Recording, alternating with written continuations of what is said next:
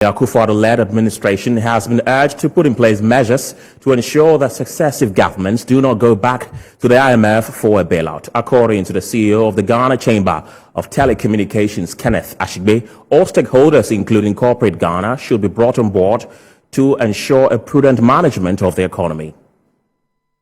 An ongoing negotiations between the International Monetary Fund and the government of Ghana for a $3 billion loan facility to shore up the latest ailing economy will be the 17th time the country is seeking a bailout from the fund. Many watchers and analysts of the Ghanaian economy have blamed successive governments' move to always seek a bailout on mismanagement. Chief Executive Officer of the Ghana Chamber of Telecommunications, Dr. Kenneth Ashigbe, at an Institute of Internal Auditors Ghana Governance Workshop, urged the Akufo-Addo-led administration to put in place measures to halt the incessant move of seeking a bailout at least every 3 years. The point is that we've gone to the IMF 17 times. It just tells you that maybe even the IMF remedy itself is faulty, because you cannot be sick and going back, taking the same medication and going back. So this is the time that we all need to come together. The private sector, the public sector, academia, civil society needs to come together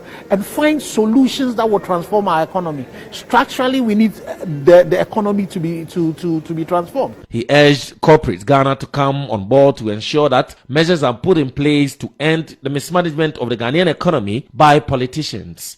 And we need a lot of corporate Ghana stepping up the plate. You see, most of the time, corporate Ghana has, selfish reasons why the system should work. But unfortunately, our public sectors have not been like that. How do we then do a collaboration, working together to ensure that we're able to achieve that particular goal? Harriet Kakari is president of the Institute of Internal Auditors Ghana. If your internal auditor doesn't know anything about IT, it is about time you resource the internal auditor for the internal auditor to audit the IT environment, because we are moving we are going digital. So if you don't get them involved, they cannot find the loopholes in the system and advise you to plug those loopholes. You need to innovate, you need to strategize, you need to elevate corporate sustainability, find ways to sustain your organization.